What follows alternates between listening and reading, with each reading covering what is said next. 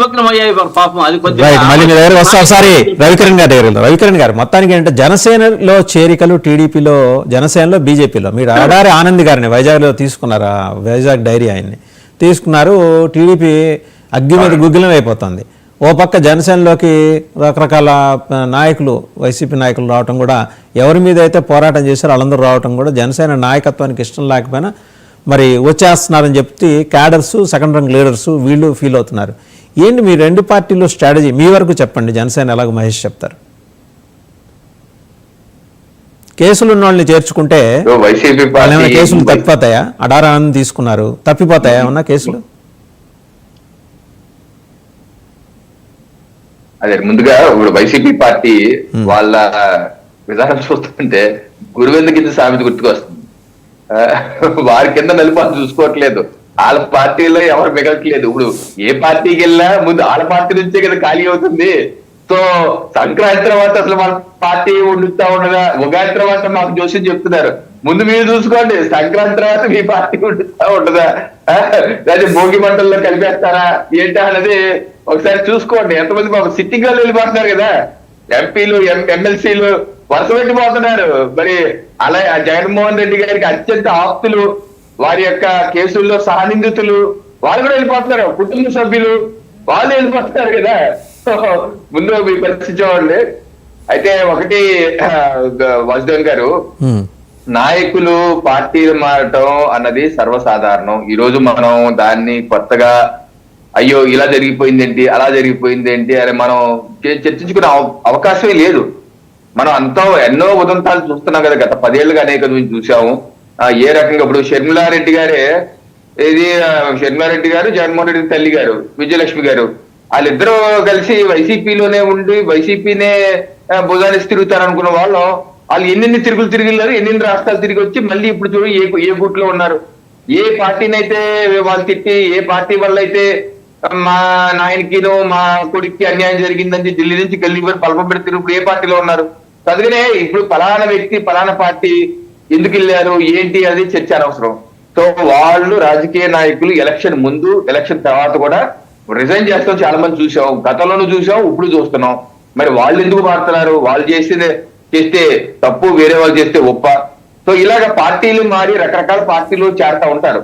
ఈరోజు YCP party ప్రతిపక్షంలో ఉంది, వారి యొక్క నాయకత్వం వీక్ గా ఉంది. సో అందుకనే క్రియాశీలకంగా రాజకీయాలు ఉండదలుచుకున్న వాళ్ళు ఆ పార్టీ వదిలేస్తున్నారు. వదిలేసి వేరే పార్టీ టీడీపీలోకి వెళ్తున్నారు.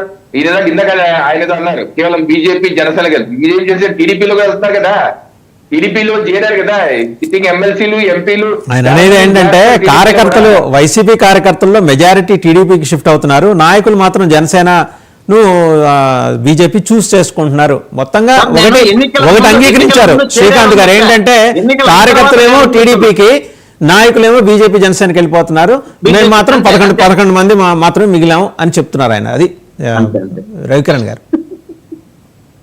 ఇప్పుడు మోపుదేవి వెంకటరమణ గారు ఆయన కార్యకర్త, నాయకుడు కదా. అలాగే వేరే ఎంపీ గారు నెల్లూరు ఆయన ఉన్నారు కదా, ఆయన పేరేంటి, ఆయన మరి కార్యకర్త, ఆయన నాయకుడు కదా. సో అలాగా చాలా మంది నాయకులు అటు ఇటు మారుతారు, సహజం ఇది. సో దీనికి వెళ్ళినంత మాత్రాన ఎక్కడో చోట అకామిడేట్ చేసుకుంటారు. అటు బీజేపీలోనూ రావచ్చు, లేదా జనసేనలో రావచ్చు, లేదా టీడీపీలో వెళ్తారు. సో ఇది నిరంతర ప్రక్రియ, దీన్ని మనం తప్పట్టేది ఏం లేదు. అన్ని పార్టీలు జగన్మోహన్ రెడ్డి చేస్తే తప్పట్టచ్చా? జగన్మోహన్ రెడ్డి చేశారు, జగన్మోహన్ రెడ్డి అదే చేసినప్పుడు ఎందుకు తప్పెట్టారు? ఆయన అధికారంలోకి రాగానే వీళ్ళందరూ ఇటు నుంచి జంపు జిల్లాలందరూ అటు వెళ్ళిపోయారు. అది తప్పైతే ఇది తప్పే, అది కరెక్ట్ అయితే ఇది కరెక్టే కదా. నేను ఎప్పుడు తప్పట్లేదు పార్టీలు. మొన్న ఎలక్షన్ ముందు డిబేట్లు కూడా అన్నాను, నాయకులు మారుతానే ఉంటాయి, సహజం. చంద్రబాబు నాయుడు గారు ఎక్కడి నుంచి వచ్చారు, ఏ పార్టీ నుంచి వచ్చారు, అలాంటప్పుడు మనం పార్టీల నాయకుల్ని తప్పటికి ఎలా కుదిరితే అన్ని పార్టీల్లో ఉన్నారు, దీన్ని పెద్దగా తప్పట్టేది లేదు. పైపెచ్చు కేసుల విషయానికి వస్తే, ఒక కేసులు ఉన్నాయి తీసుకున్నారా అంటే, ఇప్పుడు అనేక మంది రాజకీయ నాయకుల మీద అనేకమైన సిబిఐ కేసులు, ఈడీ కేసులు, హత్యా నేరాలు ఎన్ని ఉన్నాయి, పొంకాలుగా అన్ని చాలా మంది నాయకుల మీద ఉన్నాయి చాలా. అయినా సరే వాళ్ళు ప్రజాక్షేత్రంలో ఉన్నారు, వాళ్ళు ప్రజలు గెలిపిస్తున్నారు, ముఖ్యమంత్రులు చేస్తున్నారు, మంత్రులు చేస్తున్నారు. సో ప్రజలు దీన్ని పెద్దగా ఈ కేసులు ఉన్నాయి కాబట్టి ఇతను రాజకీయాలుగా అంటరాని తను పాటించట్లేదు. ప్రజలు ఆ పలానా నాయకుడి మీద కేసు ఉంది కాబట్టి రాజకీయ పనికిరాడు, ఈయన మా ప్రతినిధిగా పనికిరాడు అని చెప్పి ప్రజలు భావించట్లేదు. వాళ్ళు ఏం భావిస్తున్నారు, తీర్పు ఇచ్చినప్పుడు చూసుకుందాం కోర్టులు అంటున్నారు. సో తీర్పు ఇచ్చినప్పుడు చూసుకుందాం అన్న భావనలో ప్రజలు ఉండి వాళ్ళు ముఖ్యమంత్రులు చేస్తున్నప్పుడు మనకు మాత్రం అంటే ఎందుకు పార్టీలకి? మనం కూడా ప్రజల నుంచి వచ్చాం కదా పార్టీలకి, మనకెందుకు కేసు తీర్పు ఇచ్చినప్పుడు చూసుకుందాం. మనం కూడా అంటాంతరం పాటించి అతని మీద ఏదో కచ్చేనేరం కేసు ఉంది, అతని మీద సిబిఐ కేసు ఉంది, అతని మీద సిఐడి కేసు ఉంది, అతని మీద ఏదో ఏసీబీ కేసు ఉందని చెప్పి మనం ఎందుకు ఆపాలి? కేసు కోర్టులో ఉంటుంది, కోర్టు విచారణ రానివ్వండి. Well said.